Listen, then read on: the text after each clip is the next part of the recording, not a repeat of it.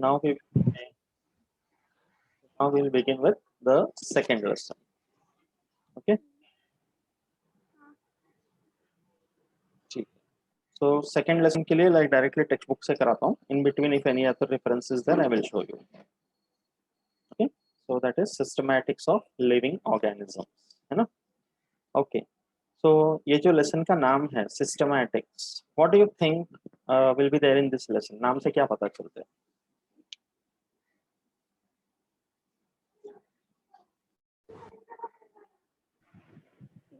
Classification के लिए था ना, मोनेरा प्रोटेस्टा, उसके रिलेटेड ही रहेगा शायद. Yes.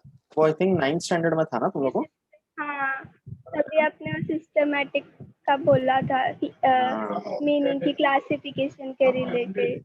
Right. Very good. So yes, the lesson is about that 5 kingdom system. Okay. And 5 kingdom में भी इसमें और ज़्यादा डिटेल में होगा इस लेसन में. ओके, जैसे लेसन का नाम है सिस्टमैटिक्स. ओके, तो सिस्टमैटिक्स का मतलब है अ प्रॉपर सिस्टमैटिक स्टडी. ठीक है. तो जैसे अभी पहले लेसन में हम लोगों ने बायोडाइवर्सिटी करके कंसेप्ट जस्ट टच अपॉन किया था, right? So we had seen what is the great extent of diversity of living organism on the earth. Okay, so when you have such a huge diversity of all types of organisms, so if you have to study about them, इन सब के बारे में अगर हमें study करना हो तो there has to be some convenient method, है ना? हर एक स्पीशीज को जस्ट एकदम रैंडमली इंडिविजुअली या मैनुअली नहीं पढ़ सकते. इट्स बियॉन्ड ह्यूमन लिमिट्स के हम इतना सब कुछ याद रख सकें. 8.7 मिलियन स्पीशीज, राइट? कि एक स्पीशीज के बारे में आज पढ़े, परसों पढ़े, नेक्स्ट डे पढ़े, तो by the time you reach the 10th species the first one is forgotten, and that will happen. Correct. So millions of species को याद रखना तो obviously next to impossible. Correct. So for that there are one group of researchers जिन्होंने अलग अलग techniques develop की कि by which we can classify, or in a more simpler word we can group. Okay, कि हम organisms के groups बना सकते हैं and similar organisms coming under one group, to speak in the most simplest terms. Okay, तो अभी जैसे मैं पूछता हूँ कि suppose can a leopard and a tiger belong to one group? Leopard and tiger, like don't worry about animalia, mammalia and all, just one group or not? A leopard and tiger, No. they can't belong to one group. Okay, if I ask you, say for example, a tiger and a peacock, can they belong to one group? No. Again, no. Okay, if I ask you an elephant and a mango tree,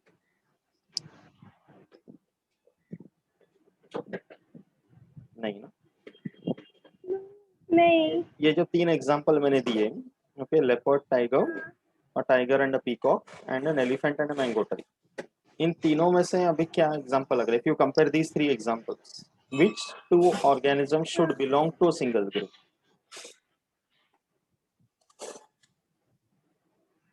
Elephant and peacock.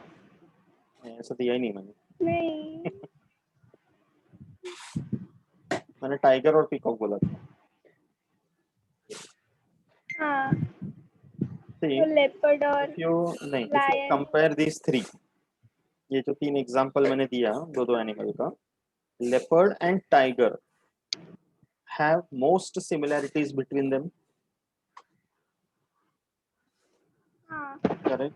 If I say tiger and a peacock, yes, there are similarities between them, but इतना नहीं जितना leopard tiger के बीच में. Similarly, elephant और mango tree अगर देखते हैं तो again the similarities are there, but the dissimilarities are much more.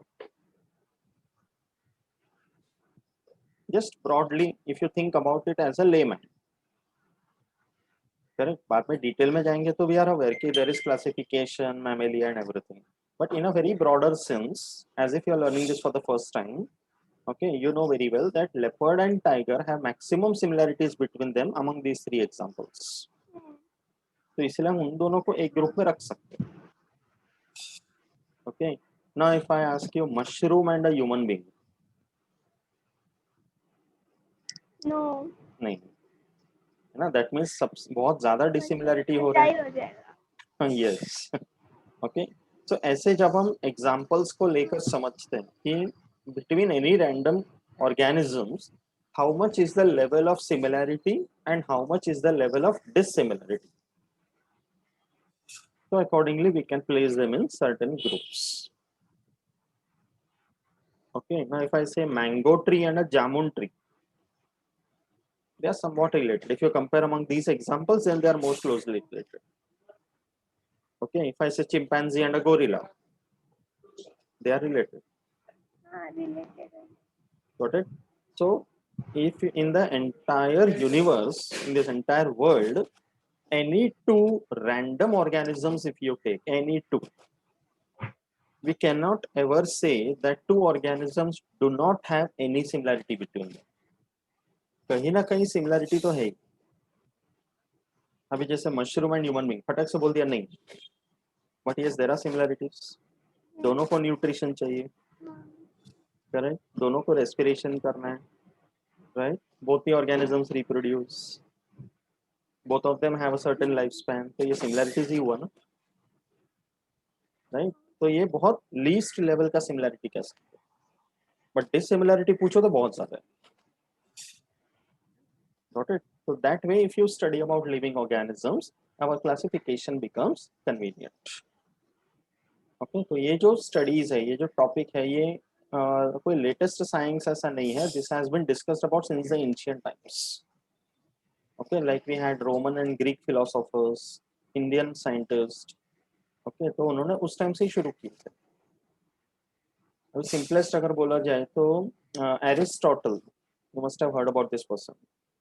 हाँ, इस लेसन में लोगों के बहुत नाम आएंगे.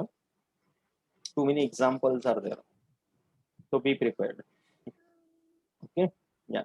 So see, before microscopes and all were discovered, I mean invented, sorry, जब माइक्रोस्कोप के बारे में नहीं पता था, हम टेक्निक्स के बारे में नहीं जानते थे, तो whatever organisms which were visible around us, हम उन्हीं को मानते थे कि बस यही organisms है.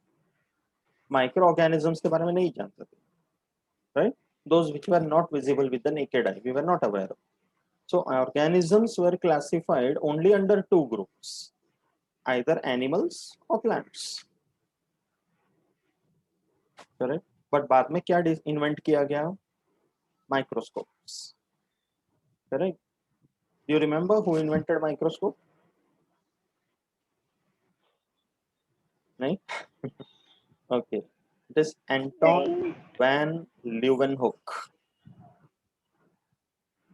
Okay? Yeah. Relax. बाद में याद रहेगा. Okay? Anton van Leeuwenhoek. ठीक है? इसने इन्वेंट किया. वेरी प्रिमिटिव फॉर्म, बाद में बहुत मॉडिफिकेशंस होता गया उसमें. ओके, तो तब पता चला कि there is something called as a microbial world also. Bacteria है, फंगस है. ओके, जैसे अभी हमें पता है कि कोविड-19 है, नजर तो आता नहीं है बट पूरी दुनिया में उधम मचा रखा है, right. So we are aware about that because of this microscope. Okay, तो systematics include the constant inclusion of such organisms into one or the other groups. Even आज भी नए प्लांट स्पीशीज डिस्कवर होते हैं, नए एनिमल स्पीशीज डिस्कवर होते हैं, which we were not aware about earlier. तो जब वो डिस्कवर हो जाए कहीं पर, तो उनको प्रॉपर ग्रुप में अलॉट करना बहुत जरूरी. Correct. Now you have passed out of school almost. Okay, तो जब स्कूल में थी, when you took admission in your school, तो you were put into a certain class and a certain division. First standard से लेकर 10th standard तक सारे बच्चों को अगर एक ही क्लास में बिठा दिया तो क्या होगा? You can understand. पढ़ाई किससे होता ही नहीं. पढ़ाई तो छोड़ दे, है ना, वहां पूरा पे. गैदर था. राइट. एंड पूरा suppose gather. Confusion, total confusion, right. पता ही नहीं चल पाएगा देखकर कि ये 5th स्टैंडर्ड का है, ये 7th का है, ये 10th का है. तो it will be a total confusion. And पूरे अर्थ में स्पीशीज का भी वही हाल है. All of them are in one classroom. Now how to segregate, है ना.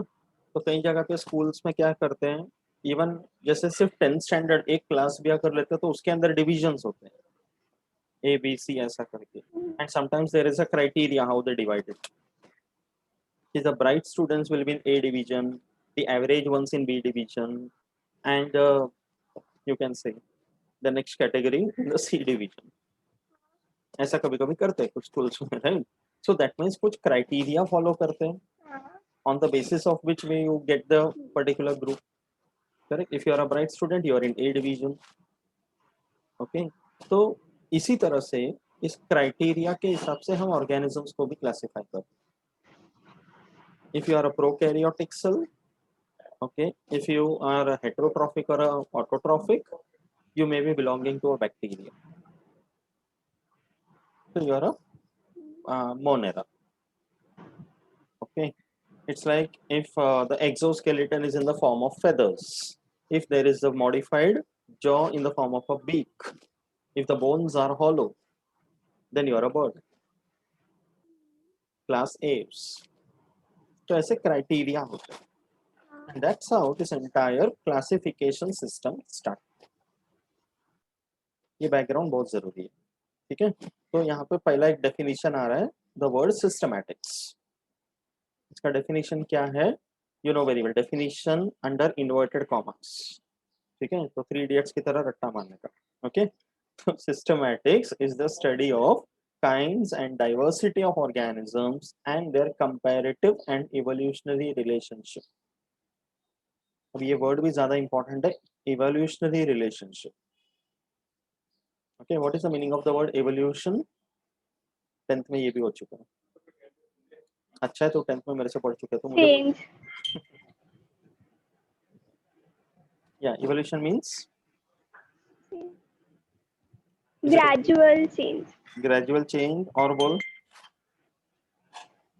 और बोल.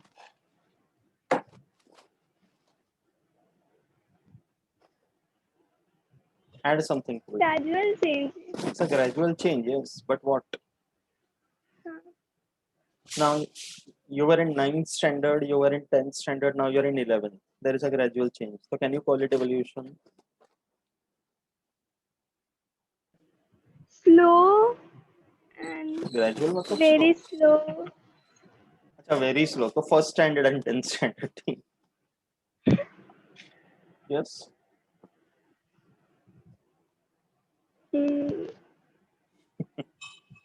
बोलो.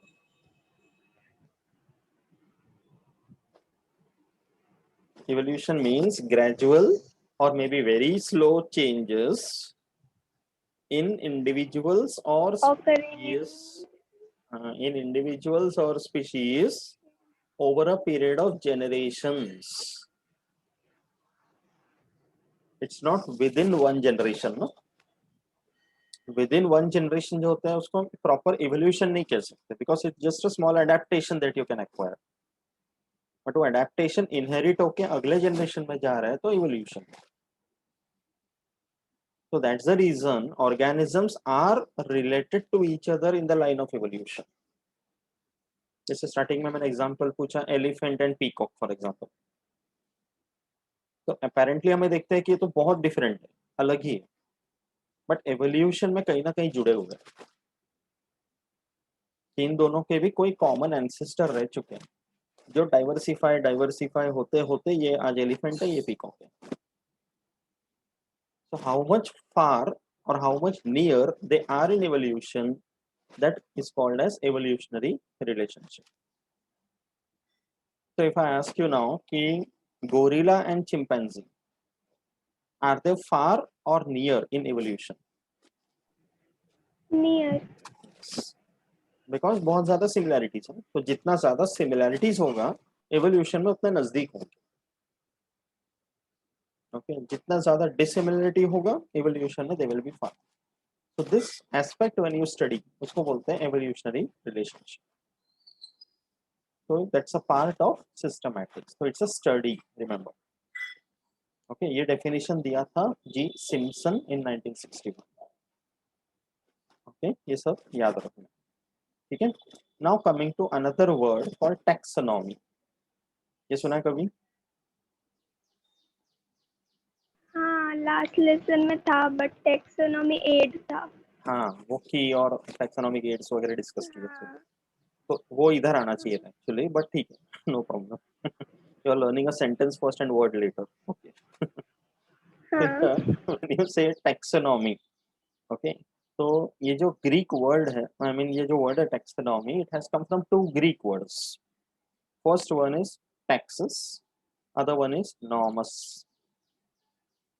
टैक्सेस और नॉमस मिलकर टैक्सोनॉमी, ओके। तो टैक्सेस का मतलब क्या है? Arrangement.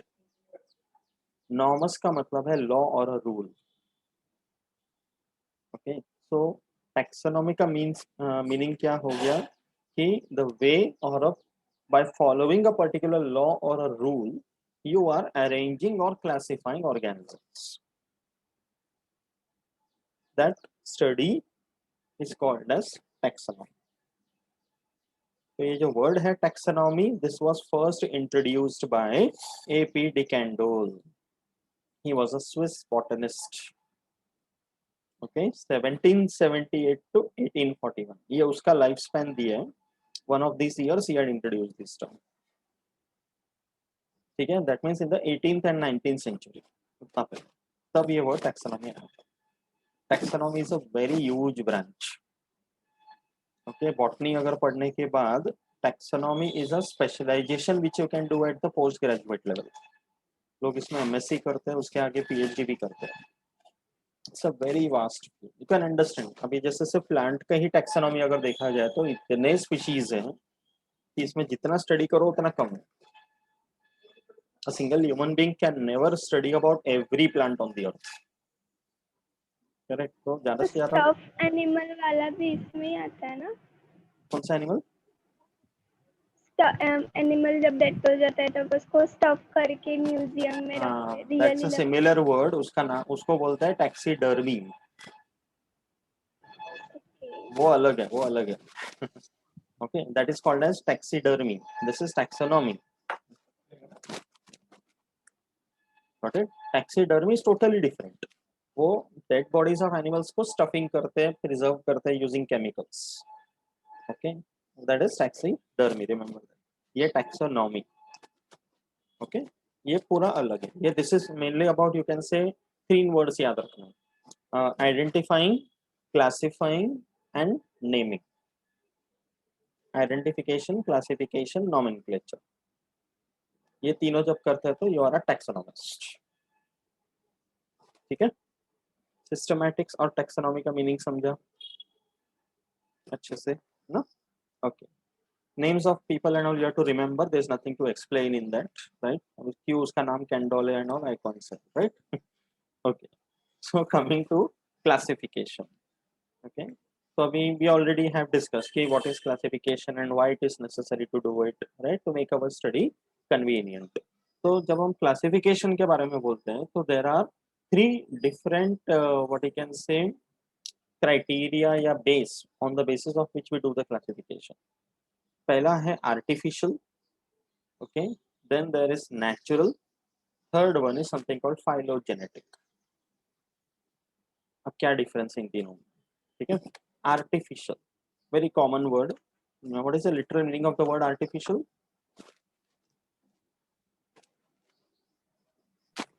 Manmade. Manmade, correct. Okay, तो एज सच इसका मैनमेड से कुछ मतलब नहीं है. Here what we do is, artificial का मतलब है ऑर्गेनिजम्स में हम लोग वही फीचर्स देखते हैं जो इजीली नजर आते हैं. Size, colour, shape, habit. Okay, where we don't generally, morphology mostly morphological you can say, correct, very good. Okay, so we observe the morphological features and most of them which are non-evolutionary also. कि मतलब जैसे organism का colour ये है तो ऐसा evolution में मे भी इतना सिग्निफिकेंस नहीं है. ओके, तो ऐसे फीचर्स को देखकर अब जब हम स्टडी करते हैं and we don't consider the evolutionary affinity also with other organisms, वो पार्ट भी नहीं दिखता. मतलब mostly majority it's about the morphology. then such a type of classification is called artificial method of classification. तो बहुत सारे अलग अलग मेथड्स हैं. you just need to remember the example. तो आर्टिफिशियल का एग्जांपल आएगा Linnaeus system of classification. You have heard about Linnaeus? Carl von Linnaeus पूरा नाम है इसका. Okay, he is called as the father of taxonomy. बहुत contribution दिया. Okay, तो आर्टिफिशियल समझा अच्छे से, ठीक है. Second is natural system. Okay, natural system का मतलब है कि मॉर्फोलॉजी भी देखा जाता है. along with that there are many other minute features जो आर्टिफिशियल में नहीं कंसिडर करते. like if you say structure of the pollen grains or something in the anatomical feature या maybe some physiological pathway, ऐसा कोई फीचर्स अगर हम देखते हैं जो सब कुछ मिलाकर कि अगर मॉर्फोलॉजी ऐसा है तो एनाटॉमी कैसा होता है, we consider it that way also. If that way you select and you decide the entire classification, उसको बोलते हैं natural method of classification. And as of now this is the most widely accepted one. Okay, तो इसमें example आएगा Bentham and Hooker system of classification. ये याद रखना. तो आर्टिफिशियल का एग्जांपल क्या था?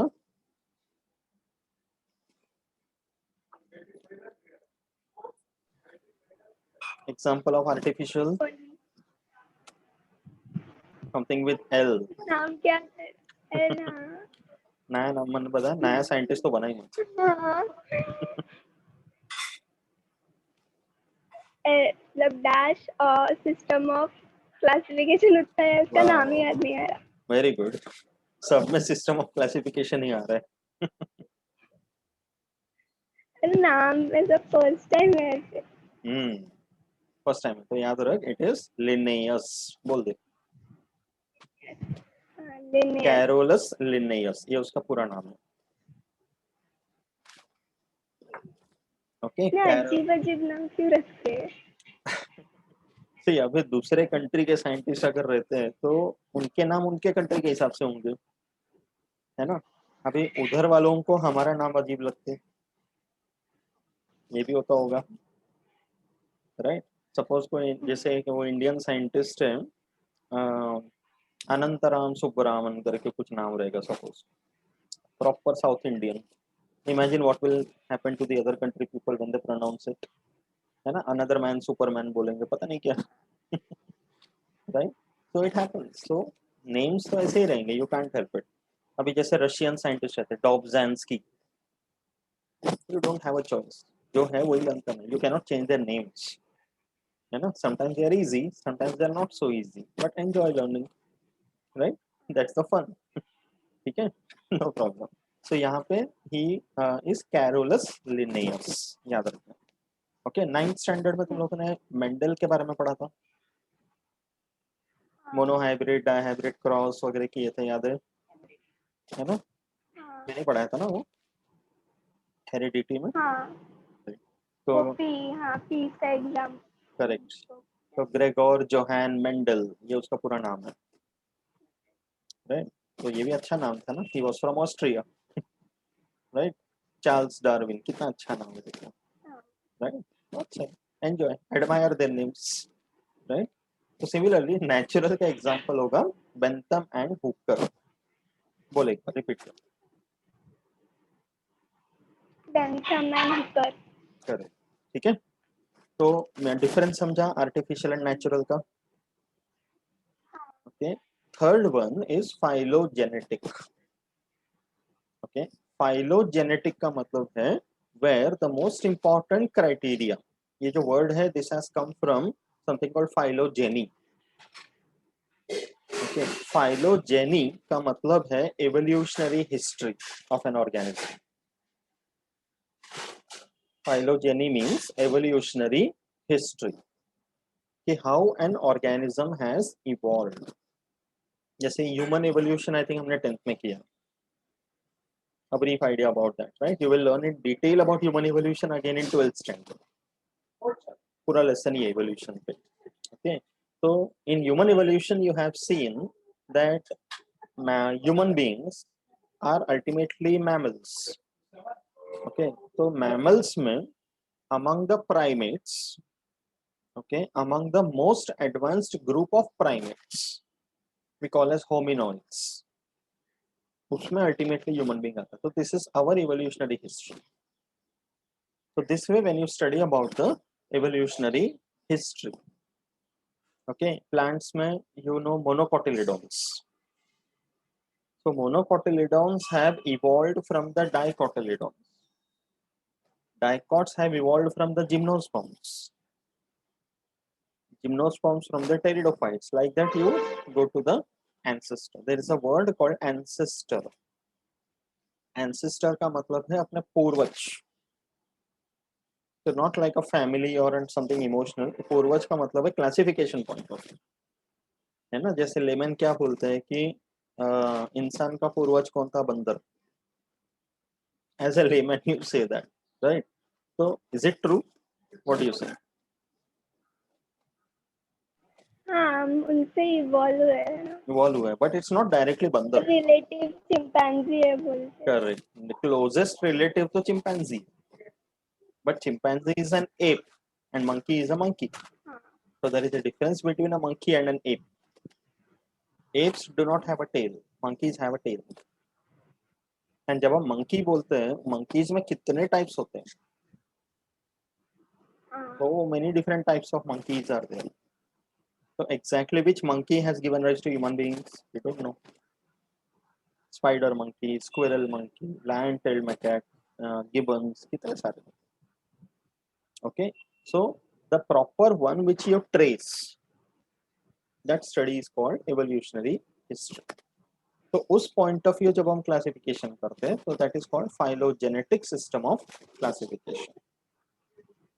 इसका एग्जांपल आएगा एंगलर एंड प्रैंटल. ये पी कैपिटल होगा. दो अलग scientist, Engler and Prantl classification. बोल दे. Engler and Prantl. Very good. Okay, तो ये तीन system of classification we have seen. इतना ही याद रखना. इसके बहुत डिटेल्स है but we don't need to go into that right now. ठीक है. सो आर्टिफिशियल का एग्जांपल क्या था? अब बोल एक बार. System of classification. Correct, very good. Natural में? नेचुरल में Benthan and Hooker system of Benthan नहीं, क्लासिफिकेशन. बेंथन नहीं, बेंथम. बेंथम. हाँ. बेंथम. हाँ, बेंथम. Yes. और फाइलोजेनेटिक में एंगलर एंड प्लांटेन अरे अरे अरे, सिस्टम ऑफ क्लासिफिकेशन. प्लांटेन मतलब केले का पत्ता है. Plantain. It is Prantl, PRANTLE.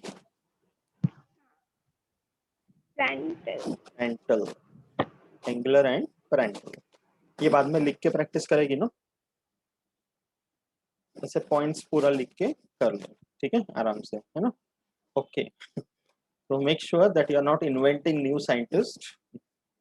Okay, जो है उन्हीं को क्रेडिट देना है. राइट. ओके, अभी next we come to something called 3 domains of life. ठीक है, अभी यहाँ पे टैक्सा कैटेगरी करके दिया. Will come back to it after some time. First will discuss about the 3 domains of life. ठीक है. All living organisms as of now, evolution point of view हम क्या समझते पता है कि एक कोई तो कॉमन एंसेस्टर था. Who was the exact one we might not be aware, because evolution ऐसा स्टोरी है कि like it's like a jigsaw puzzle. जितना क्लूज हम फिट करते जाएंगे उतना कहानी क्लियर होगा, बट 100% कहानी कब पता चलेगा? Don't know. So there are people required to work in this.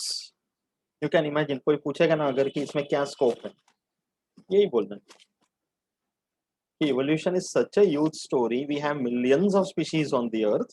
Which species have arisen from which other species? That going down the storyline, it's a big research. बहुत इंटरेस्टिंग रिसर्च है. Correct. उसमें हम organisms के morphology को समझते हैं, anatomy समझते हैं, फिजियोलॉजी, बायोकेमिस्ट्री. राइट. ये सब डिटेल में समझने के बाद वी ट्राई टू अंडरस्टैंड. जैसे लास्ट लेक्चर, फर्स्ट लेक्चर में मैंने जब सारे लेसन्स का इंट्रोडक्शन दिया था, I told you why do we study about cockroach in one of the lessons. So this is one of the reasons. ऐसा नहीं कि मुझे कॉकरोच बहुत अच्छा लग रहा है, है ना, it's a chocolatey crunchy animal, right? तो there is a reason behind it कि जब हम कॉकरोच के सिस्टम्स को पढ़ेंगे तो we will understand how complicated human beings are in compare to that. So it's an understanding about the evolutionary process ultimately. So same way here also organisms जो है, ये जो taxonomy systematic जो topic है ना, इसका evolution के साथ बहुत relation है. Only when you understand the evolutionary aspect the taxonomy becomes interesting. दोनों independent fields हैं. Okay, so all organisms on the earth, all organisms, okay, they had somewhere sometime in the life of the universe some common ancestor. And from there you can see ये जो छोटा सा branching दिखाया, there is a diversification that has taken place. Is some group of organisms they evolved to give rise to bacteria. Some other organisms evolved and they formed something called archaea. Archaea is more primitive. Okay, अभी यहाँ पे दो words आएंगे, primitive, advanced. Primitive का मतलब है जो बहुत पहले evolve हो चुका है, old ones, but they are still there or they may not be there. Advanced का मतलब है जो थोड़ा recently evolve हुआ. That's how you should understand primitive and advanced. So archaea is more primitive, bacteria are slightly advanced. Okay, but इन दोनों से ज्यादा advanced है eukaryota. So these are the three big domains you can see. कि एक पूरा group बन गया bacteria. But if you say only bacteria, that's a big group. You know very well कितने examples है bacteria के, है ना? You can say Mycobacterium, Salmonella, Shigella, Lactobacillus, so many other.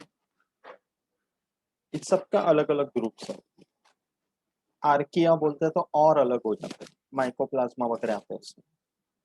They are very primitive bacteria. Some of them are even extremophiles. Okay? Eukaryota मतलब all the advanced major ones, fungi, plants, animals. Okay? तो ये तीन major domains हो गए और इन तीनों का connection है किसी कॉमन एंसेस्टर से. Now within bacteria there are many branches. Within eukaryota there are many branches. तो ऐसे branching चलता है. We are one of those branches. इस पूरे ट्री में हम कहीं लटक रहे. Okay, so that's how the three domains of life have to be understood. So ये जो now what you can say the method was devised. Okay, so diverse life forms. Carl Woese was the one who proposed these three domains of life. Okay, I know it's an interesting name. ठीक है, क्या नाम है इसका? It is Carl Woese. Carl Woese. Interesting है. Interesting है ना? Yes. सारे नाम ऐसे स्नेहा ऐसे नहीं रहेंगे ना. ओके, क्या नाम है ये? This is Carl Woese. फिर से बोल. Carl Woese. वूल नहीं रे, वूज वूज. वूज. हाँ, स्पेलिंग याद रखना है, WOESE. ओके, कार्ल वूज 1990 में was the one who proposed these three domains. Okay, okay. Now इसमें जो तीन में से जो दो हैं, bacteria and archaea, these two are prokaryotic ones. And eukaryota, from the name itself, you know, it is eukaryotic. Have you heard about prokaryotic and eukaryotic? 8th 9th में था. तो अभी ये पहले थोड़ा शॉर्ट में बताना पड़ेगा, है ना? Okay, no problem. I'll show you that first. Yeah. See, अभी you will have another lesson in 11th standard, organization of cell. उसमें हम पूरा डिटेल में देखेंगे, ठीक है? बट अभी के लिए क्या है, प्रोकैरियोटिक एंड यूकैरियोटिक मींस इतना याद रख. See, you are aware about something. What is a living cell? Right? We call it as the unit of life, structural and functional unit of life. ठीक है? तो जब हम बोलते हैं prokaryotic, this has come from two different words, pro and carry on. Okay, pro का मतलब है प्रिमिटिव, ओके, एंड कैरियन या कैरियोटिक का मतलब है न्यूक्लियस। तो प्रो कैरियोटिक का मतलब है प्रिमिटिव न्यूक्लियस। तो ऑल दोस cells या organisms, okay, which have a nucleus which is primitive, उसको बोलते हैं prokaryotic organism. Now what do you mean by primitive nucleus? You know what is a nucleus in a cell? We call it as the dash of the cell. क्या बोलते हैं उसको? brain of the cell. Very good, right? So see, जब हम nucleus के बारे में बात करते हैं,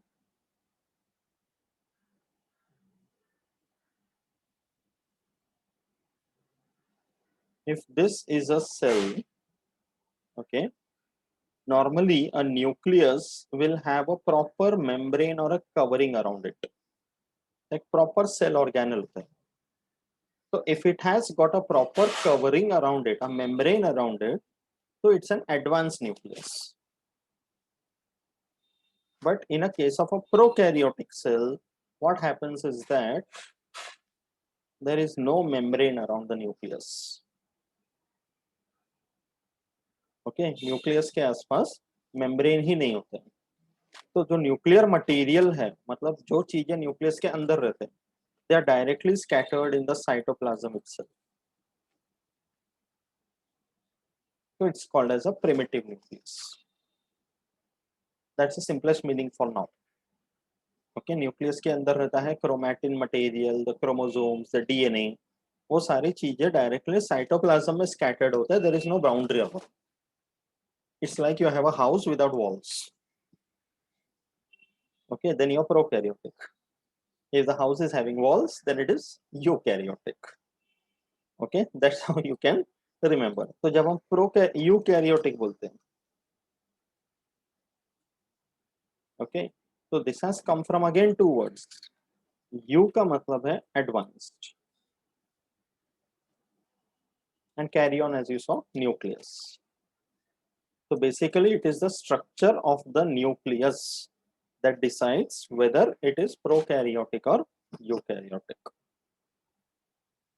Okay, तो prokaryotic cell का example क्या होगा?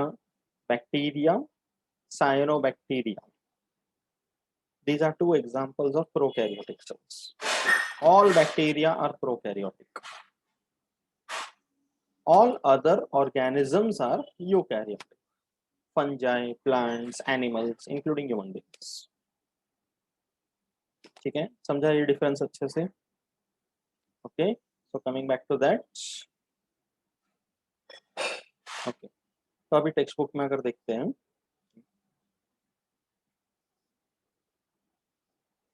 so as it is written over here, bacteria and archaea have prokaryotic cells and eukarya have eukaryotic cells. Now you have understood the meaning. Okay, तो अभी इसमें जो archaea है, one of the groups, this one. Okay, some of them are very very sturdy ones. Sturdy का मतलब क्या है कि they can survive under very extreme conditions. जैसे very high temperature. You can get bacteria even in the volcanic regions. जहाँ पे ऐसा लगता है कि लाइफ सर्वाइव ही नहीं कर सकते, वहां ऐसे बैक्टीरिया मिलेंगे. वो इवोल्यूशन में अडेप्ट हो चुके हैं वहां रहने के लिए. ओके, तो very high temperature, very highly saline condition, salty, okay, highly acidic condition. तो ऐसे एक्सट्रीम एनवायरमेंट्स में जो बैक्टीरिया रहते हैं ना, उन ऑर्गेनिजम्स को बोलते हैं archaea. This extremophiles is a very interesting research. Okay, एक एग्जांपल है Thermus aquaticus. This can survive at even about 90 degree temperature. Imagine, अपने को यहाँ मई महीने की गर्मी में कितना रहता है टेम्परेचर? 40-45. राइट, और you know very well what happens to us. ये बैक्टीरिया कहाँ रहता है? जहाँ पे 90 एंड अबव. ओके, तो ऐसे बहुत बैक्टीरिया है जो इस तरह के कंडीशन में सर्वाइव कर लेते हैं. Very very interesting organisms. इसीलिए अभी जो स्पेस साइंटिस्ट है, astronauts, when they go to other planets like Mars में research चल रहा है अभी, right? तो वहां पर we know very well कि this kind of a life is not existing जैसा अर्थ में है, but they are trying to find out कि इस तरह के आर्किया लाइक ऑर्गेनिजम्स है क्या, because वहां के कंडीशंस में आर्किया जैसा ऑर्गेनिज्म सर्वाइव कर सकते हैं, so they are trying to find out. Okay, so see, always remember आगे चल के अभी now you are just in 11th standard, after completing your studies and all, जब research line में अगर आगे जाओगे तो your research has to be interdisciplinary. Okay, मतलब से बायोलॉजी पसंद है, उसमें बॉटनी पसंद है, उसमें कुछ स्पेशलाइजेशन किया, तो doesn't mean that you will stick only to that. You can always correlate your work with something else and then form a very good research. Okay, तो स्पेस बायोलॉजी करके लोग करते थे कभी, so they will be astronauts but they will be studying about life forms in other planets. ऐसा correlation है. Okay, so was one example as I gave you. So interdisciplinary हमेशा होना चाहिए. It doesn't mean that when you are studying one subject you have to rule out other subjects. Every subject is important. Sir ऐसा भी कर सकते हैं ना, मतलब ये सब बैक्टीरिया इतना टेम्परेचर में भी रह लेते, तो अर्थ से जाके मार्स में रख देंगे तो उधर अपने आप ही लाइफ चालू हो जाएगा. See, ये 1 किलो चावल का गोनी तो नहीं है ना कि यहाँ से उठा लिया और मार्स में जाके रख दिए. Right? They are existing over here. एक दो करके. हाँ, मतलब that kind of a research is going on. Okay, कि अभी यहाँ से कुछ सैंपल्स लेकर गए एंड वहां जाके देख रहे हैं, space scientist do this kind of work. Okay, they will see life वहां सरवाइव कर पाएगा कि नहीं, उसके लिए लाइफ को वहां लेके जाना पड़ेगा ना फर्स्ट ऑफ ऑल, राइट? तो they will start from this type of organism and यहाँ कुछ साइंटिस्ट लोग हैं, एस्ट्रोनॉट्स हैं, जिन्होंने ये भी कोशिश किया है कि कुछ प्लांट्स के सीड्स अगर मैं वहां सो करूंगा मार्स में, तो whether they will germinate, whether they will grow. Okay, तो वो भी कोशिश और वो लोग डीएनए, मैंने सुना है कि डीएनए का ये भी लेके जाके उधर रख रहे ताकि अगर अर्थ कभी ऐसा हाँ, ब्लास्ट हो या कुछ we हो know गया very well तो what we उधर are doing जाके to फिर this earth. क्लोनिंग कर सके. Yes, we know very well what we are doing to this earth, है ना? तो जब तो यहाँ पे जब सब कुछ खत्म हो जाएगा, कोई स्कोप बचेगा नहीं, तो we have many other celestial bodies in the universe, right? एक के बाद एक सबको खराब करते ही चले जाना है. That's what human beings can do, right?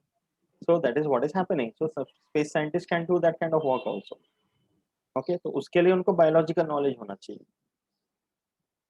Okay, there are many biologists who go to the space. They may not be astronauts. जो इस तरह के काम के लिए जाते हैं. Okay, तो ये भी एक अलग फील्ड है, right? So that's why learning should always be very open minded. ऐसा नहीं कि यही फील्ड पकड़ लिया, इसी में स्कोप है and all, that's a very narrow minded thing, right? तो स्कोप किस में रहता है? You have interest in something, you are passionate about something, go ahead, you can do something in that. Every subject, every field has got its own scope, and most importantly you should have the scope to do something in that, right? अभी normally लोग क्या बोलते हैं, medical field में बहुत scope है, but can everybody become a doctor? अगर सबके सब डॉक्टर ही बन गए तो imagine what will happen, patient कौन रहेगा, right? So that's why it is very important whatever. अभी इसलिए मैं 11th-12th के बायोलॉजी पे बहुत फोकस करता हूँ. द रीजन इज ये पूरा बेस बनता है तुम लोग, specially for students like you जिनको बायोलॉजी पसंद है, राइट? बिकॉज ये इतना बेस बन जाता है, you are learning everything in this 11th and 12th standard, and this is the time you can decide which of the topics you like the most and which you can pursue further. तो यहाँ पे समझना बहुत जरूरी है, बहुत ज्यादा. This base will always help you through out. Okay, तो इसलिए इसमें सब कुछ बहुत अच्छे से पढ़ लेना. इसमें कुछ चीजें डिफिकल्ट लगेगा, कुछ ज्यादा इंटरेस्टिंग नहीं लगेगा, it's perfectly fine, but learn it so that at least you are aware. जब पढ़ेगी समझेगी तब समझेगा ना कि मुझे नहीं पढ़ना है करके, राइट? That's why.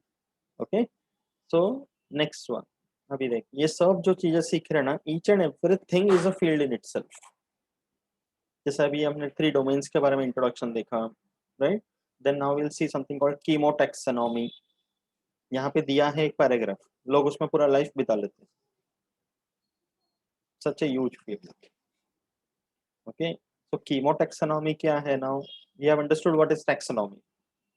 तो जब taxonomy 18th century 19th century में स्टार्ट हुआ था, people started discussing about all that, तो it was mainly based on the morphological features, because that time techniques technology वगैरह इतना नहीं था अवेलेबल, तो जो नजर आते थे फीचर्स उसके बेसिस पे क्लासिफिकेशन करते थे। बट अभी क्या हो गया, there are two things going on simultaneously. Classification हम कर ही रहे हैं, बट उसके साथ साथ we are getting new technologies. अभी हम केमिस्ट्री बहुत अच्छे से पढ़ सकते हैं because we are having all the advanced and sophisticated instruments, right? NMR spectroscopy, X ray diffraction meter, spectrophotometer, atomic absorption spectrophotometer, पता नहीं क्या क्या चीजें, बहुत सारे सोफिस्टिकेटेड इंस्ट्रूमेंट्स आ गए, electron microscopes are there, right? तो अभी इन सारे टेक्निक्स को यूज करके we can study living organisms in a much better. उनके सेल्स के अंदर का केमिस्ट्री, जिसको हम बोलते हैं biochemistry. Okay, chemistry and biochemistry are slightly different. Biochemistry मतलब the study of chemicals which are inside living cells. तो अभी केमिकल्स के पॉइंट ऑफ व्यू कि कौन सा केमिकल कौन से ऑर्गेनिज्म के अंदर मिलेगा, वो क्यों बनता है, कैसे बनता है, ये सब चीजों के बेसिस पे हम क्लासिफिकेशन कर रहे हैं। Then it is called chemotaxonomy. The word chemo has come from the word chemicals.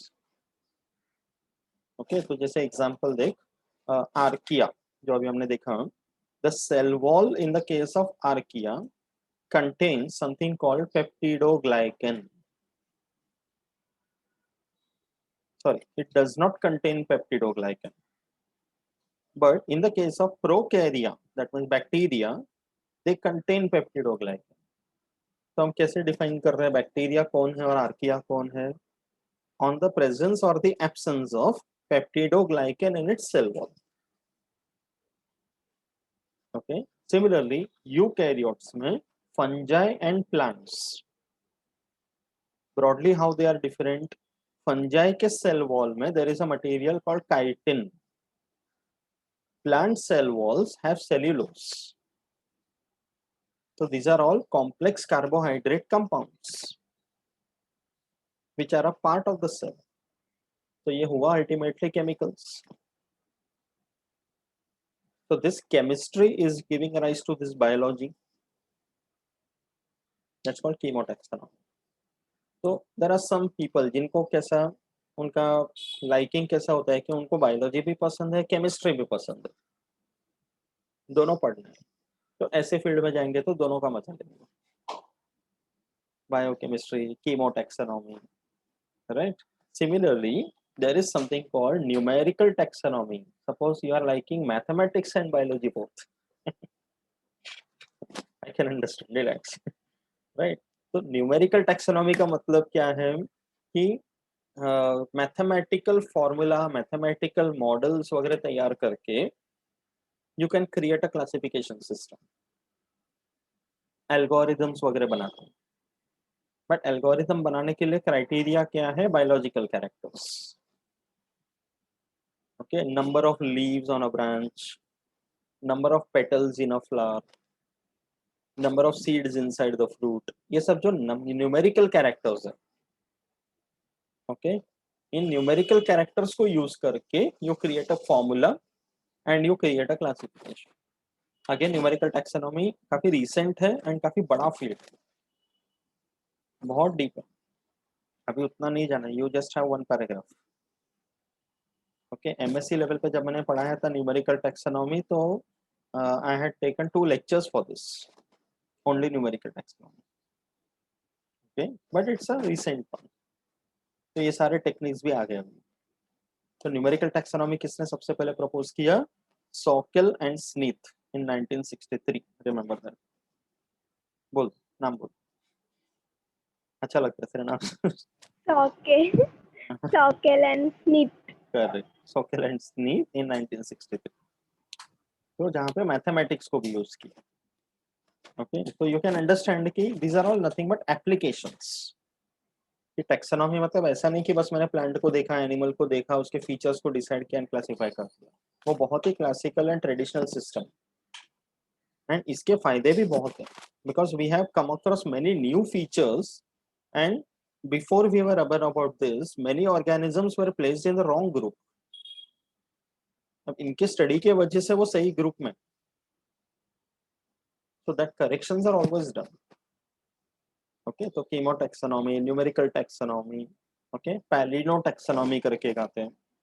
पैलिनोटैक्सोनॉमी का मतलब है टैक्सोनॉमी और classification on the basis of structure of pollen grains, उसको बोलते हैं पैलिनोटैक्सोनॉमी। ओके, तो ऐसे बहुत सारे एप्लीकेटिव फील्ड्स हैं। ठीक है, एक होता है साइटोटैक्सोनॉमी। साइटोटैक्सोनॉमी का मतलब है on the basis of the chromosomal aspects, cytotaxonomy बोलते हैं। एक नया लेटेस्ट फील्ड है जिसको बोलते हैं मॉलिक्यूलर टैक्सोनॉमी। मॉलिक्यूलर टैक्सोनॉमी का मतलब है on the basis of the structure and functioning of molecules, specially nucleic acids, उसको मॉलिक्यूलर टैक्सोनॉमी बोलते हैं। ओके, तो ये सब इंपॉर्टेंट चीज है। एक simple example I can ask you, जैसे घरेलू इलाज जब हम करते हैं प्लांट्स के बेसिस पे, ओके, तो कहीं हाथ पैर में चोट लग गया, सपोज ब्लीडिंग हो रहा है, तो which plant material do you normally use? हल्दी। हल्दी, करेक्ट। तो क्यों हल्दी लेते हैं? मिर्ची या नींबू क्यों नहीं लेते? चल जाएगा। That is nothing but chemotaxonomy, because we are aware कि हल्दी में कुछ प्रॉपर्टीज हैं जो नींबू या मिर्ची में नहीं है। Getting it? Haldi is an antiseptic, we are aware about that.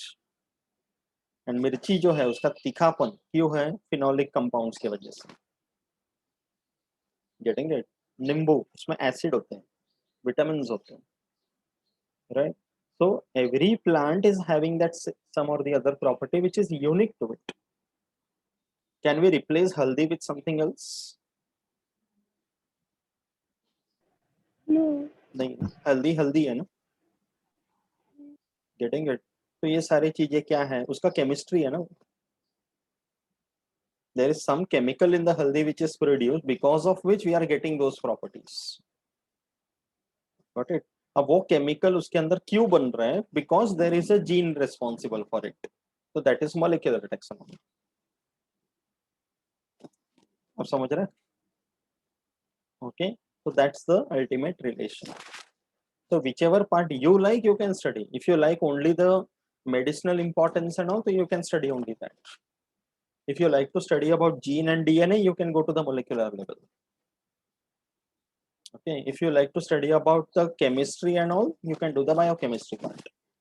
तो एक हल्दी पकड़ के हम कितना कुछ कर सकते हैं। केमिस्ट्री में भी सिखाया था हल्दी, चाय, उन सब के बारे में। Yes. उसमें कितना वोलेटाइल कंपाउंड्स होते हैं जिनको ओवरऑल बोलते हैं secondary metabolites. Okay, so there are tannins, alkaloids, glycosides, phenolics, saponins, flavonoids, volatile oils. Okay, ये सब अलग अलग के कैटेगरीज है। तो बायोलॉजिकल वर्ल्ड में सब मिलेगा, फिजिक्स भी मिलेगा, केमिस्ट्री भी मिलेगा, मैथ्स भी मिलेगा। Okay, so if you take an example of any flower, okay, so for example you know that flower called Sadafuli periwinkle, very common flowering plant.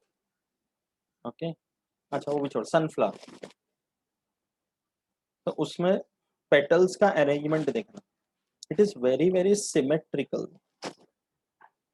तो ये सिमेट्री क्यों है? That is again associated with algebra and geometry.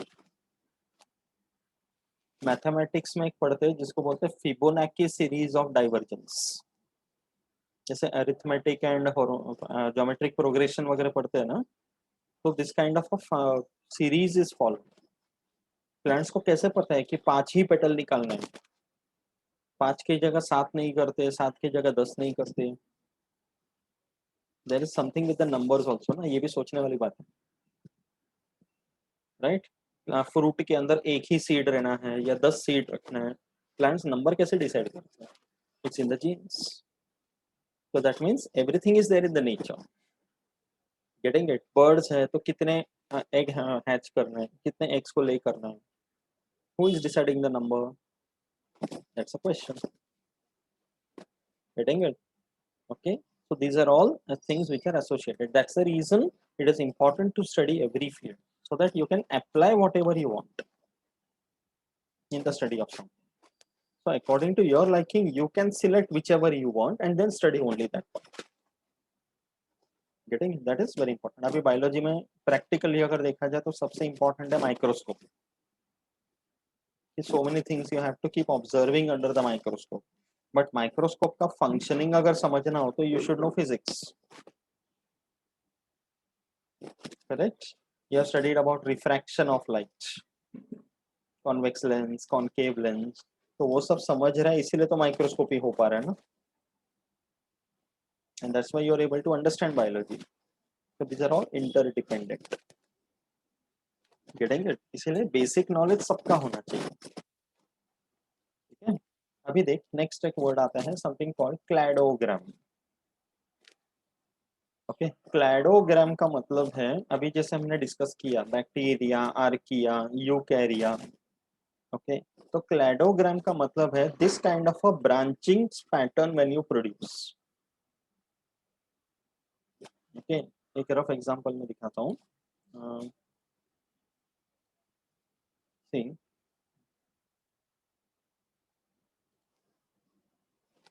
अभी जैसे example any common ancestor first of all. ठीक है तो one common ancestor diversified and you got animals. Okay and you got plants. Just a random example बता रहा हूँ. ठीक है now within plants now there are two groups. Okay एक हो गया cryptogams, दूसरा हुआ phanerogams. You remember 9th standard lower plants and higher plants हम बोलते हैं. cryptogams में कैसा हुआ algae, bryophyta, pteridophyta, right? And pteridophyta further gave rise to gymnosperms. Gymnosperms gave rise to angiosperms, उसमें dicots, फिर monocots. तो मतलब ऐसा ब्रांचिंग पैटर्न हम रिप्रेजेंट कर सकते हैं लाइक अ फ्लो चार्ट और something and you can show a chart like structure. तो इसको देखकर हम कह सकते हैं कि which organism has evolved from which organism. तो इसको हम बोलते हैं क्लैडोग्राम. जैसे एनिमल्स में you have mammalia the highest group, बाकी सारे आएंगे एक के पीछे but mammals at the end, right? So जब मैमल्स होंगे तो mammals are of two types. Okay this is mammal, उसके दो type. Okay we have non primates, okay and you have primates. Within primates there are three groups: monkeys, apes and hominoids. We come over here.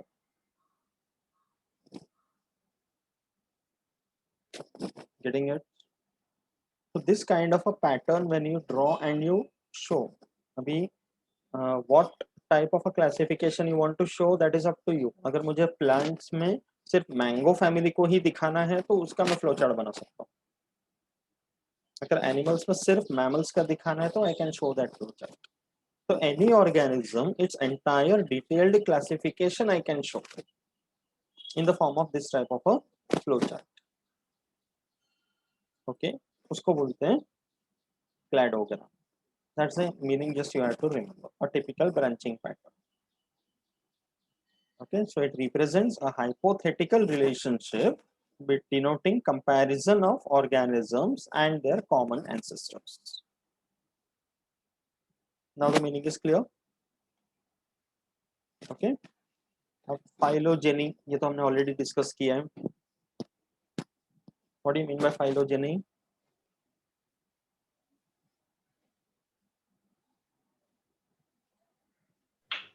Evolutionary relationship. Correct. Evolutionary relationship या evolutionary history. हाँ. तो एक organism का दूसरे organism के साथ evolution में क्या रिलेशन है, दैट्स कॉल्ड फाइलोजेनी, राइट। तो जैसे we know human beings are closely related to chimpanzees, so that's our phylogeny, right? तो बूस का जो 3 डोमेन कंसेप्ट था कार्ल बूस का, okay, and there is something called 5 kingdom system given by R.H. Whittaker, ये याद रखना है ना, 5 kingdom system, you know the 5 kingdoms, right. ये दिया था R.H. Whittaker ने, remember the name, I remember there was one student few years back, 5 kingdom system किसने प्रपोज किया था was the question, and that person wrote R.H. Woodpecker, okay please, woodpecker नहीं है, it is विटैकर, ठीक है, इंसान को वर्ड मत बना दो, राइट। तो ये सारे एग्जांपल्स हो गए phylogenetic relationship, so these words and their meanings you have to remember, okay. Now there is something called DNA barcoding, another small concept before we go to taxonomic categories, okay. अभी barcode का मतलब पता है, सुना है barcode? हाँ सुना है। क्या होता है बारकोड? कोड रहता है, उसको अनलॉक या तो information Okay, something. see, if you go to any big shop, जैसे अपना बिग बाजार, ओके, या रिलायंस का आउटलेट वगैरह रहता है, ऐसे अगर जाके वहाँ पे शॉपिंग करेगी, you will take a trolley and you will keep taking whatever items that you want, biscuit हो गया या दूसरा कोई पैकेट्स हो गया, सब अपने ट्रॉली में डाल देते, and at the end before you come out, वहाँ बिलिंग करते, you do the payment and you take the materials, correct. तो यू मस्ट हैव सीन, जो बिलिंग करते हैं वो एक एक पैकेट को उठाकर वहाँ पे एक स्कैनिंग मशीन टाइप रहता है, वो टिंग टिंग करके आवाज आते हैं, तो पैकेट के ऊपर you must have seen black colour के ऐसे लाइंस रहते हैं, देखें, that's called as a barcode. तो उसमें क्या हो जाता है कि जब वो लेजर वाला मशीन लेकर वो बारकोड के ऊपर स्कैन करते हैं, ऑटोमेटिकली उस पर्टिकुलर प्रोडक्ट के सारे डिटेल उसमें आ जाते हैं, it is belonging to which brand, what is the date of manufacture, what is the expiry date, what is the maximum retail price, ये सारी इंफॉर्मेशन जरूरी है, गेटिंग इट, एंड उससे वो कंफर्म हो जाता है कि वो पर्टिकुलर प्रोडक्ट उसी उसी शॉप से लिया गया है। तो ये बारकोड हो गया, मतलब क्या हुआ, for example it's a Maggi का पैकेट है सपोज, ठीक है, तो मैगी का पैकेट को अगर मैंने बारकोड में कर दिया, तो ऐसे तो पूरे दुनिया में हजारों मैगी के पैकेट है, बट वो पर्टिकुलर पैकेट कौन से शॉप से लिया गया, उसका कोड नंबर क्या, दैट पर्टिकुलर यूनिक वन, तो ये उसका अपना identity. On a similar line you can understand DNA barcoding, कि every organism has got its own DNA, and DNA का बेसिक स्ट्रक्चर तुझे पता है कि basically there are 4 letters, A T C G, इन 4 लेटर पे ये पूरा दुनिया बसा हुआ है, करेक्ट। इन्हीं 4 लेटर्स के परम्यूटेशन कॉम्बिनेशन से you are getting millions of sequences, okay. अभी किसी मंकी का सेल देख लो, किसी ह्यूमन बीइंग का सेल देख लो, इवन किसी मैंगो ट्री या जामुन ट्री या नीम ट्री का सेल्स देख लो, केमिकल लेवल पे देखा जाए तो डीएनए इन सब में है, उसका स्ट्रक्चर भी वैसे ही है, nucleotide, sugar, phosphate, nitrogenous base, right, but it's only about the sequence, कौन सा सीक्वेंस है, इस वजह से वो नीम ट्री है, या चिंपैंजी है, हम इंसान है, and with in species also every individual will have its own unique fingerprint, okay. तो वो उसका जो यूनिक डीएनए सीक्वेंस है, उसके बेसिस पे हम उस पर्टिकुलर इंडिविजुअल या स्पीशीज को पहचानते हैं, उस टेक्निक को बोलते हैं डीएनए बारकोडिंग, ओके। तो न्यू मेथड, बिकॉज डीएनए वगैरह के बारे में लेटेस्ट एडवांस स्टडीज है, it's comes under molecular biology, तो ये जो स्टडीज, ये जो टेक्निक हमें पता चला, ओके इसके वजह से we are aware about the fact that every species has got its unique DNA sequence. तो अभी कोई सपोज किस हाँ बोल मोनोजाइगोटिक ट्विंस का फिंगरप्रिंट सेम हाँ होता है कि वो सेम अलग? रहेगा, वो सेम रहेगा। सेम है ना? मोनोजाइगोटिक में everything will be same, molecular से लेकर मॉर्फोलॉजी तक। ओके रियल जुड़ रहा है वो। तो in such cases it is different, but वो स्पीशीज तो ह्यूमन बींग्स ही है ना। It's not that one is a human other one is a rabbit, right. तो यहाँ पर डीएनए बारकोडिंग का मतलब क्या है? Identification of any species based on the DNA sequence. तो अभी फॉर एग्जांपल कहीं पर कोई नया प्लांट डिस्कवर हुआ, सपोज नया स्पीशीज, ओके। तो इफ यू रिमेम्बर मैंने क्यू बॉटनिकल गार्डन्स इंग्लैंड का दिखाया था photo, that is the ultimate one, जहाँ पे ये कंफर्म होता है कि it's a indeed a new species करके, राइट। तो अगर वहां से कंफर्म करना हो कहीं से भी, इनफैक्ट मैक्सिमम लेवल पे जब कंफर्म करना है, तो morphologically we can confirm it, okay. On the basis of reproductive morphology we can confirm it. But ये जो डीएनए वाला कंफर्मेशन है, ये final confirmation. Morphologically there can be a mistake कि हम इसको एक नया स्पीशीज समझ रहे हैं, ओके। बट उसको कंफर्म करने के लिए क्या है? DNA sequence, because DNA can not go wrong. कई बार हो जाता है कि कुछ स्पीशीज होते हैं तो अलग स्पीशीज रहेंगे, but apparently they will look very similar, इतने सेम दिखेंगे कि हम उसको स्पीशीज करके डिस्टिंग्विश नहीं कर पाएंगे। तो in that case DNA can become a very good help, कि अगर हम दोनों के डीएनए को देख ले तो कंफर्म पता चल जाएगा कि ये एक स्पीशीज है, वो दूसरा स्पीशीज। इसीलिए डीएनए बारकोडिंग बहुत यूजफुल है। एंड ये स्टडी करने के लिए प्लांट मटेरियल, एनिमल मटेरियल बहुत कम चाहिए। बस कितना सारा डीएनए रहता है ना एक सेल के अंदर, एक सेल भी मिल जाए तो काफी। ओके सो डीएनए बारकोडिंग का प्रोसेस कैसे करते हैं? First step, collecting the DNA barcode data of the known species. अब यहाँ पर एक और फील्ड आता है जिसको बोलते हैं bio informatics. Have you heard about it? Bioinformatics is for especially those people who like biology as well as computers, जो सॉफ्टवेयर वगैरह सब करना अच्छे से जानते हैं। तो there are many new softwares which have come up. अभी सी मैनुअली सब स्पीशीज का सारा इंफॉर्मेशन कहीं पे लिख के रखना है या टाइप करके रखना, इट इज वेरी हेक्टिक काम। तो अभी जब कंप्यूटर्स में भी इतना एडवांसमेंट हो गया है, इंटरनेट इतना कॉमन हो गया है, तो we are making use of that in the biological field also. उसको बोलते हैं बायो इन्फॉर्मेटिक्स। तो उसमें कैसा है कि ये पूरे वर्ल्ड में अलग अलग कंट्रीज में, अलग अलग कॉन्टिनेंट्स में people are working on similar lines. एक कोई अर्जेंटीना में बैठा है, एक कोई ऑस्ट्रिया में बैठा है, एक इंडिया के किसी कोने में बैठा है, राइट। तो अगर कोई पर्टिकुलर स्पीशीज पे काम कर रहा है, सपोज इंडिया में कहीं पर एक नया प्लांट स्पीशीज डिस्कवर हुआ, कंफर्म हुआ, उसका डीएनए का सीक्वेंस मैंने फाइंड आउट किया, तो वो क्या करना होगा मुझे? एक कॉमन सॉफ्टवेयर या एक इंटरनेट का पोर्टल रहेगा जिसको हम बोलते हैं डेटाबेस। तो ये नया इंफॉर्मेशन उस डेटाबेस में डाल देना है, तो that will become accessible to every other person on the earth. तो बाद में कोई दूसरा इंसान अगर कहीं और डिस्कवर किया, सपोज उसने भी वही प्लांट निकाला, उसको भी लग रहा है कि नया स्पीशीज है, बट उसको ये नहीं पता कि पहले डिस्कवर हो चुका है। तो ये डेटाबेस में जब डाल के देखेंगे तो कंफर्म हो जाएगा कि नहीं, this has been already discovered, the data is there with us.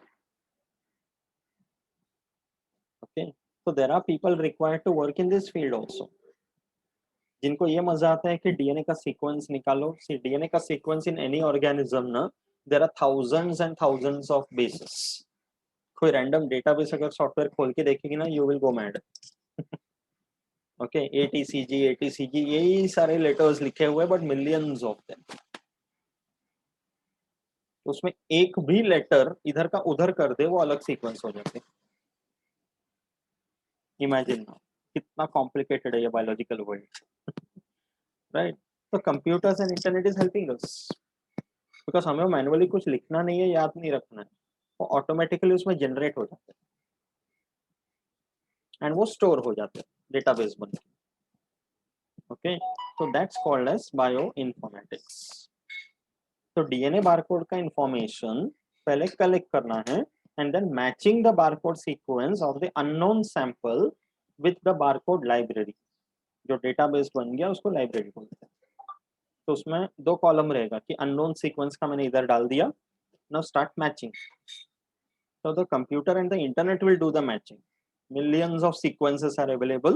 Check करेगा, फिर बताएगा कि it is not matching with anything. So it's a new species. If it is matching, this is the species. तो वो कौन सा species है, पहले कहाँ डिस्कवर हुआ, किधर मिला, वो ऐसे ही अपने पता चल जाएगा। Interesting, right? Right, things are complicated, we are making it more complicated, nothing is right. But ये सारे एप्लीकेशंस हैं। ओके, इन सब का बस सही यूज हो तो बहुत अच्छा एप्लीकेशन है। That is very important.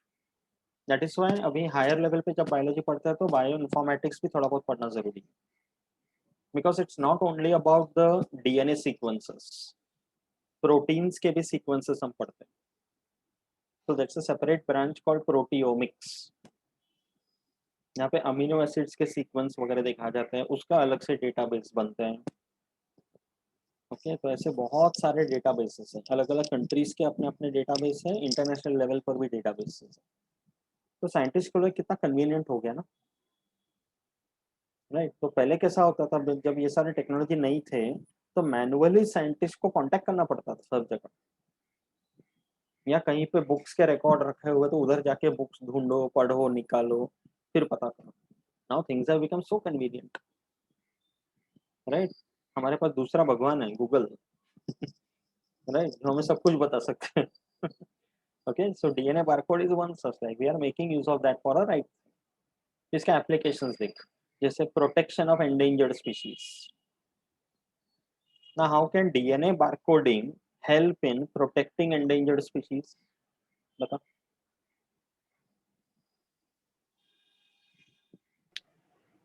उनका कोई न्यू स्पीशीज मिला तो एंडेंजर्ड का मतलब क्या है, जिनका नंबर काफी कम है, अगर वो ऐसे ही खत्म होते गए तो एक्सटिंक्ट हो जाएंगे। तो हाँ, हमें उसको कंजर्व करना है, प्रोटेक्ट करना है। तो एंडेंजर्ड स्पीशीज का पूरा डेटाबेस अगर बना के रखेंगे तो कहीं पर भी अगर वो एंडेंजर्ड स्पीशीज मिला और उसको अगर हमने प्रॉपरली पहचान लिया तो उसको हम कंजर्व करें, so the confirmation that it is an endangered species will become faster when we have the database. फिर उसके प्लांट मटेरियल या एनिमल मटेरियल जो भी रहेगा उसको हम प्रिजर्व करके रखेंगे, so that even if the species goes extinct we have some material जिससे हम उसको वापस ला सकते हैं। प्लांट्स है तो प्लांट टिश्यू कल्चर कर सकते हैं, even animal tissue culture is possible depending upon the species. Okay, तो pest control in agriculture can be an application. Animals agriculture में फार्मर्स को क्रॉप्स के ऊपर बैठने वाले कीड़े मकोड़े से बहुत प्रॉब्लम होता है। Biologically the insects are not wrong, उनका अपना खाना है वो, तो वो खाएंगे जब तक, बट हमारा काम है कि अपने क्रॉप्स को बचाना है तो उनको हटाते रहना। Right, so there are beetles, caterpillars, aphids, stem borers, ऐसे बहुत सारे इंसेक्ट्स होते हैं जो they cause lot of damage. Even rats, rodents कितना नुकसान करते हैं, राइट? तो पेस्ट कंट्रोल के लिए भी बारकोडिंग अच्छा मेथड है। Okay, identifying the disease vectors, plant diseases, plants में बहुत डिसीज होते हैं, फंगल, बैक्टीरियल, वायरल, सब। Okay, powdery mildew, leaf blight, late blight, okay, leaf curl, right, ऐसे बहुत सारे डिसीजेस होते हैं। तो उनका कॉजल ऑर्गेनिज्म को पहचानना, which fungus is causing the disease, which bacteria is causing the disease, तो उसमें बारकोडिंग यूजफुल है। ओके, नेचुरल हेल्थ प्रोडक्ट्स आजकल मार्केट में बहुत आ गया, हर्बल कॉस्मेटिक्स, पता नहीं क्या क्या आते हैं, राइट? एंड नेचुरल नेचुरल के नाम पे बहुत सारे आते हैं मार्केट में। Right, and people are buying that also.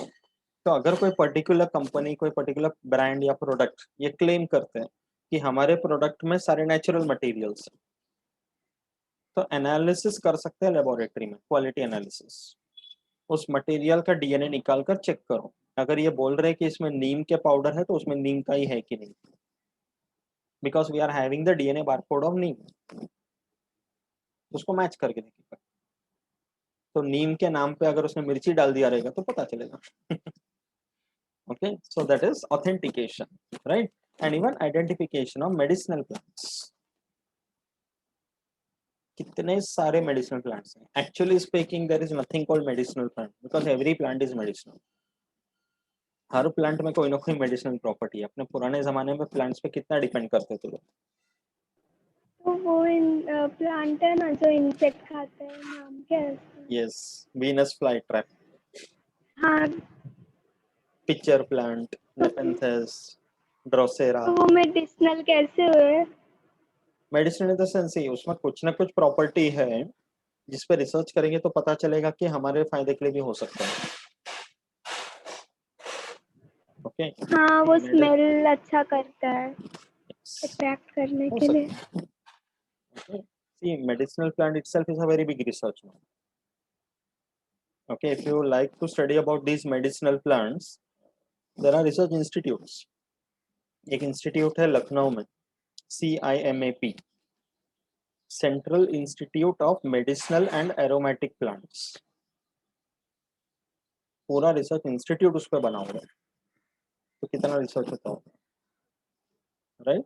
So one can enter such kind of research institutes and pursue higher studies. बहुत है काम करने के लिए, राइट?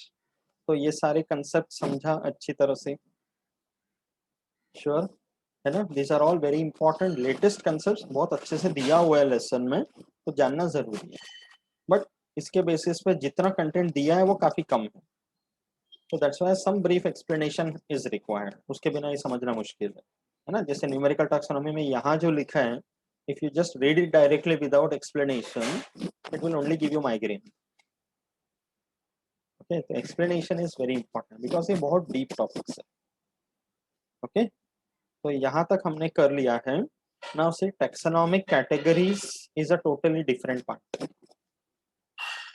ओके, तो ये पूरा अलग पार्ट आ रहा है जहाँ पे स्पीशीज, किंगडम, रैंक, ऑर्डर, ये सब आएगा डिटेल में। तो we will discuss that at a stretch in one next lecture. एक साथ ही करते हैं तो समझने में अच्छा रहेगा। जस्ट एक ब्रीफ बैकग्राउंड दे देता हूँ। जैसे हमने अभी क्लासिफिकेशन किया, okay, we understood what is classification, why it is necessary and all, right? तो क्लासिफिकेशन जब हम करते हैं तो इट्स लाइक अच्छा ये बता, मैथ्स में तूने सेट्स के बारे में पढ़ा है? SETS हाँ पढ़ा था।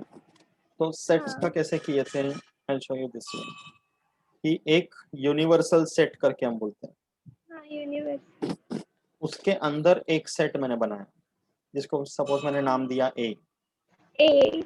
है ना? फिर दूसरा मैंने बनाया सपोज B। तो at some point A and B are overlapping,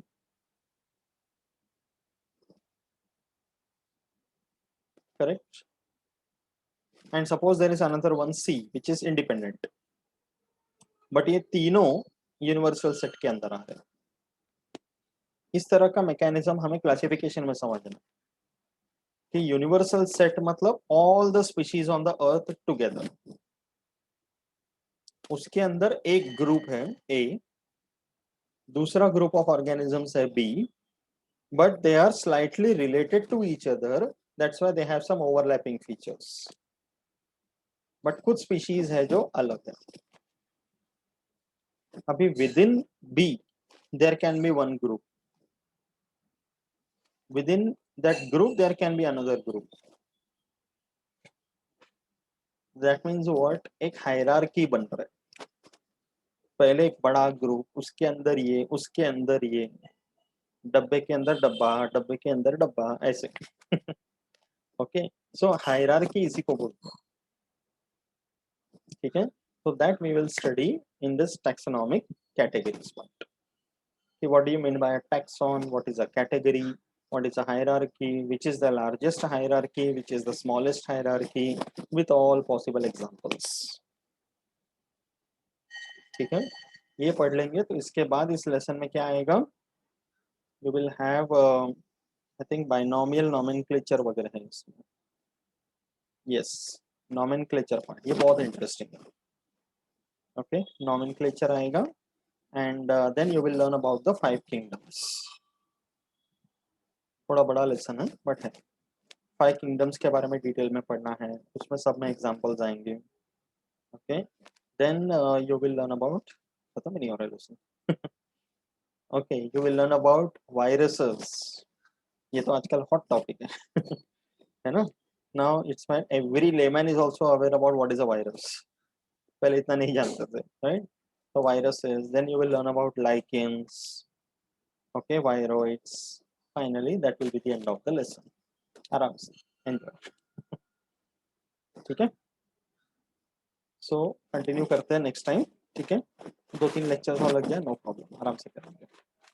ठीक है, so will meet on Friday morning. Okay, चलो, बराबर लग रहा है ना सब, अच्छा लग रहा है ना टॉपिक्स. हाँ, है ना, वैसे साइंटिस्ट के नाम में बात करने पड़ेंगे. करना पड़ेगा, हो जाएगा. ओके, जैसे विष्णु सर, विनोद सर के नाम याद है वैसे ही वो भी याद रहेगा.